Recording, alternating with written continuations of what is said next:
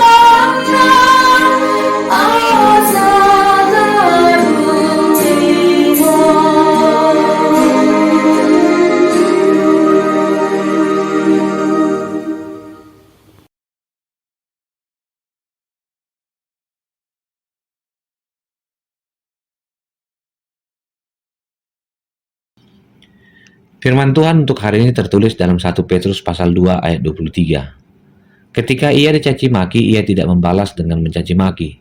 Ketika ia menderita, ia tidak mengancam. Tetapi ia menyerahkannya kepada Dia yang menghakimi dengan adil. Demikian firman Tuhan. Dalam sebuah azas dikenal praduga tak bersalah. Azas ini ditempatkan sampai adanya keputusan pengadilan terhadap kesalahan atau orang yang melakukan penyimpangan, hingga akhirnya keputusan atas kekuatan hukum tetap boleh dilaksanakan.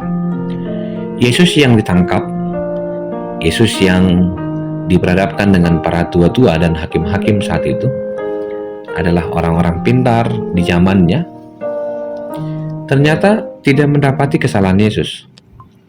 Mereka mencari alasan untuk mempersalahkan Yesus dengan argumentasi, keilmiahan, dan yang mereka anggap logis. Cara mereka untuk menilai sesuatu hanya dengan pemikiran mereka yang mereka anggap benar. Mereka lupa bahwa segala sesuatunya yang disebut dengan benar dan salah diperhadapkan dengan sebuah konsekuensi. Yesus diperhadapkan dengan penghukuman. Namun Yesus tidak membalasnya. Yesus tidak memberikan ancaman. Namun ia menyerahkan dirinya kepada Tuhan yang menghakimi dengan adil. Tuhan yang menghakimi dengan adil diketahui dalam Petrus bahwa Yesus adalah anak Allah. Yesus yang adalah anak Allah juga menjadi bagian dari hidup kita, di mana kita terlibat akan kemenangan Yesus dan menjadi saksi atas kemenangan itu. Menjadi saksi tidak perlu hadir pada saat Yesus dihakimi. Namun cara kita untuk bersaksi adalah dengan mengasihi musuh. Berserah kepada Tuhan adalah cara kita untuk mengasihi musuh, tidak membalaskan, tidak mempermalukan, adalah cara kita menunjukkan bahwa Tuhan berkuasa. manusia didorong untuk berbuat baik. Motivasi Yesus untuk menyerahkan kepada Tuhan, sebagaimana Rasul Paulus juga memberikan penguatan kepada para budak, di mana mereka mengalami penderitaan dalam hidup mereka, hidup yang tertekan oleh para penguasa, oleh para orang besar. Mereka bisa saja terdorong untuk melakukan kejahatan. Namun Rasul Petrus mengatakan kepada mereka hidup dalam Kristus dan mengikuti teladannya dengan tetap berbuat baik. Rasul Petrus tahu bagaimana penderitaan para budak. Namun Rasul Petrus juga tahu bagaimana hidup yang seharusnya dalam Kristus dengan berbuat baik, sekalipun menderita. Kristus hendak menunjukkan kebaikan tidak ada batasnya. Tidak ada batas yang harus kita jaga, dan tidak perlu juga argumentasi logis untuk berbuat baik, dan tidak juga perlu keilmiahan untuk itu. Kebaikan hanya membutuhkan hati yang siap untuk berkembang dan memberikan diri untuk kemuliaan Tuhan.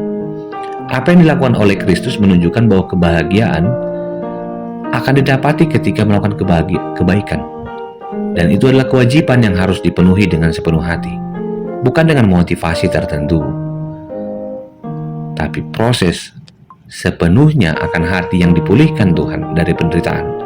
Itulah yang lebih besar yang dikerjakan oleh Paulus. Demikian juga dengan Petrus dalam memotivasi jemaatnya. Amang-inang yang terkasih, kita membutuhkan kebenaran Tuhan untuk melihat cara Tuhan yang berkarya. Cara Tuhan itu adalah cara Tuhan yang adil ketika Ia memberikan kekuatan, bahkan kemenangan bagi orang-orang percaya. Libatkan dirimu atas kemenangan Tuhan. Ia akan menjagamu dan menunjukkan kepadamu bahwa tidak ada yang terbatas ketika Tuhan berada dalammu. Takut akan Tuhan dan tunduklah dengan rasa hormat.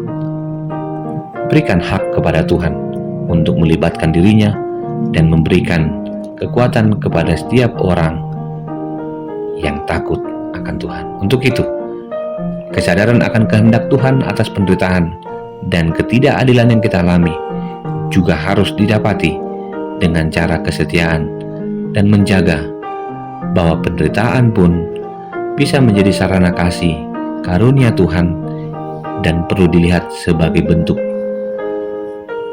kekuatan atas kasih karunia.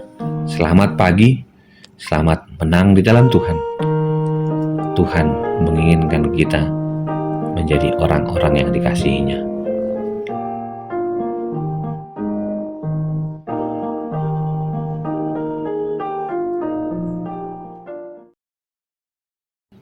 Terima kasih Tuhan untuk firman-Mu. Kami diingatkan bahwa keterlibatan kami di dunia ini ada keterlibatan untuk melihat penderitaan, bukan hanya sebagai pendengaran atau menjadi bagian dari dunia yang sedang menderita, tapi penderitaan kami melebihi cara kami untuk menghidupi kebaikan Tuhan. Biarlah sifat kemanusiaan alami kami yang berdosa ini dapat diperbaharui ketika kami melihat bahwa Tuhan tetap berkuasa atas panggilan kami. Kasih anugerah dari Kristus Yesus, kasih dari Allah Bapa, dan persekutuan dengan Roh Kudus memberkatimu dan menyertaimu senantiasa. Amin.